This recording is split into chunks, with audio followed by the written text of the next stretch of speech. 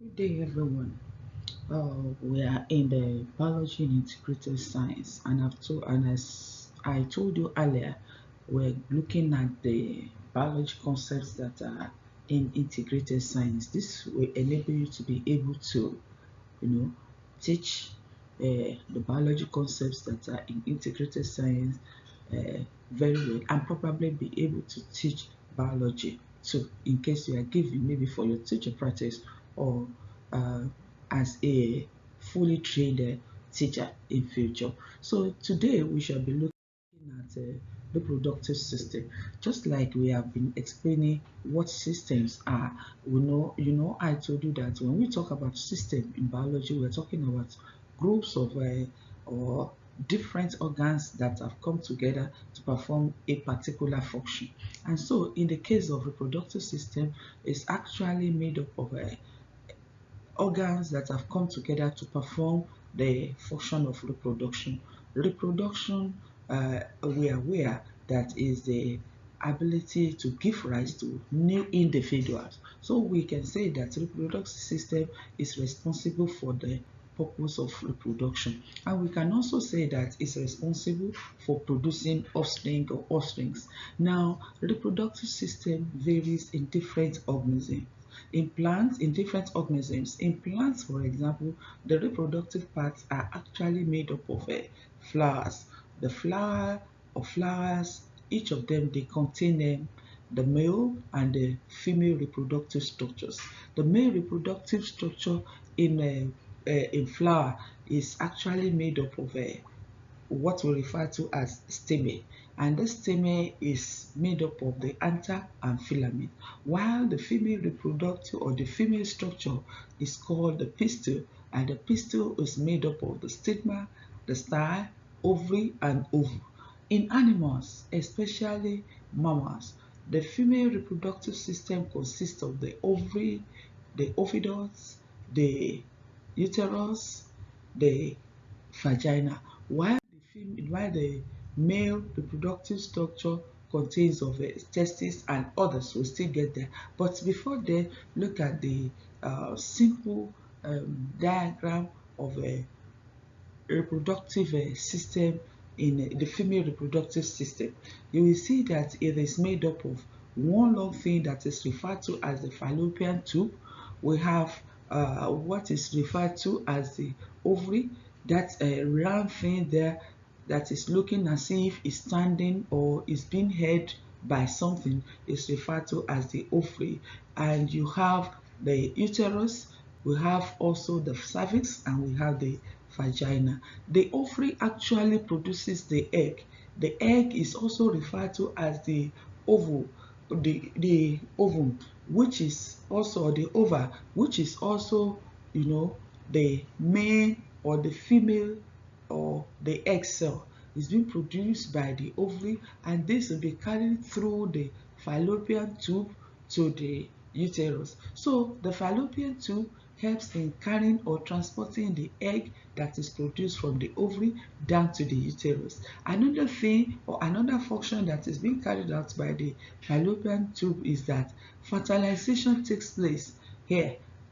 That is, when egg is released by the ovary in its journey, if peradventure it's able to meet any viable male cell, fertilization will take place, and after the fertilization, the fertilized egg will now move down into the uterus. The uterus is elastic and so big. It is the one that it is the place where fertilized egg usually develop. As the fertilized egg usually develops, you have what we also refer to as implantation taking place. That is the attachment of the fertilized egg to the body of the parent animal, which we also refer to as the fertilized egg is also referred to as the fetus in the case of mammals that we are considering. So we also have the cervix as well as the vagina. Now, just as I said, the vagina receives the male sex cells. It receives the male sex cells, and it also serves as the birth canal, that is the place where the fetus is released to the outside after the maturity. Then the cervix is actually referred to as the narrow part of the vagina. Then the ovary, like I said, produces the eggs. Aside the eggs, the ovary also produces certain hormones, the estrogen and the progesterone. The estrogen is actually responsible for, maybe I would say the sexual development of the body of the animal, while the progesterone is responsible for the development or the maintenance of pregnancy. That is, after the fertilization has taken place, the development is being, controlled or being seen or being taken care of by the hormone that is referred to as the progesterone. Then you have the fallopian tube. The fallopian tube, like I said the other time, helps to transport or carry the eggs from the uterus, from the ovary where it has been produced down to the uterus, and it is also used as the site for fertilization. That is where fertilization takes place. So invariably, what we're saying is that when vagina receives the sex cell, the male sex cell travel from the uterus, from the vagina, move through the uterus to the fallopian tube. So in the fallopian tube, if there is a female egg cell there, that is the ovum there, fertilization will take place. Then the fertilized egg now starts moving back down to the uterus. Then we have the uterus, which is usually responsible for the development of fertilized eggs. Now, the male reproductive system is made up of the testes, the epididymis, the vas deferens, seminal vesicles, prostate gland, urethra, the penis, and the scrotum. The testes produce sperm. That is, the testis is responsible for the production of sperm and the hormone that is referred to as testosterone. The epididymis stores sperm. That is, when the sperm has been produced by the testis, the epididymis will store the sperm for some time till it is mature. Then we have a vas deferens, which is the one that is responsible for the transportation of sperm. Then we have the seminal vesicles. The seminal vesicles produces semen to the prostate gland. The semen usually, acts as like a medium where the sperm, or like a medium that carries the sperm. The sperm is the male sex cell, while the ovum, or the ova for plural, is the female sex cell. Then we also have the urethra that is responsible for carrying the semen and is also responsible for carrying the urine. Now let's look at the brief diagram of the male reproductive system. That is, this diagram is looking at the male reproductive system from the dorsal side, that is the dorsal view. We can see the urethra, we can see the ureter, we can see the bladder, and we can see the testis. We see the testis, we see the scrotum, we see the erectile tissue, you can see the seminal vesicle, then you see the vas deferens, you see the prostate gland, we see the urethra, the epididymis, and the penis. So we can see here that the penis actually is being used for the introduction of the male sex cells into the female part of the into the vagina, which is the female part of the female reproductive system that receives the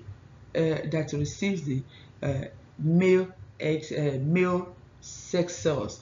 Now, These reproductive systems that we have mentioned, whether the female reproductive system or the male reproductive system, it is important for them to be in good, in good condition or good health. And that is why we are looking at the topic reproductive health. When we talk about reproductive health, just like we mentioned, we discussed something at the beginning of this course. We discussed personal health, and we said then that is the ability to be in good health, not necessarily the absence of sickness.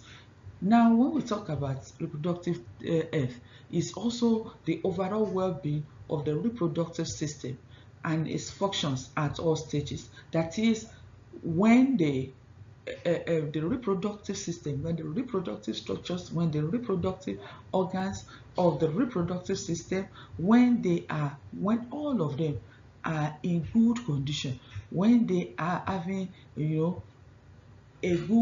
they are having overall well-being, and each of them are performing their functions accurately at the particular stage of the development, then we talk about the reproductive health.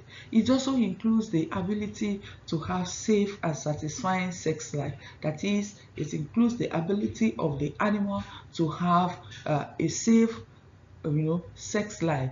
It's also include the capacity to reproduce. That is, when we say that yes, reproductive health is the well-being of the reproductive system, or when we are considering the reproductive health, it also included the capacity to reproduce. So invariably, we're saying that when an organism or when an individual or an animal cannot reproduce, then that means that the reproductive system is not in a good, is not having good reproductive health. Then we also have the freedom to make decision about production of offspring. So when we talk about reproductive health, it includes the decision about production of offspring. That is, when the animal decides to produce or not to produce. This is also part of reproductive health. And it also, reproductive health also includes the quality healthcare services for reproductive health. That is, for the reproductive system, you are giving the reproductive system quality healthcare. So when we talk about reproductive health, in summary, it includes the fertility. That is the component of reproductive health includes fertility and infertility. That is, looking at the fertility of an animal, and if an animal is not fertile, the infertility. That is, looking at the fertility and infertility of an animal.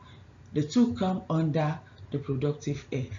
It also includes contraception. That is, yes, it includes contraception. That is, it includes conception and contraception. That is, conception in an organism, and when an organism decides not to, concept, that is, not to or not ready to give birth.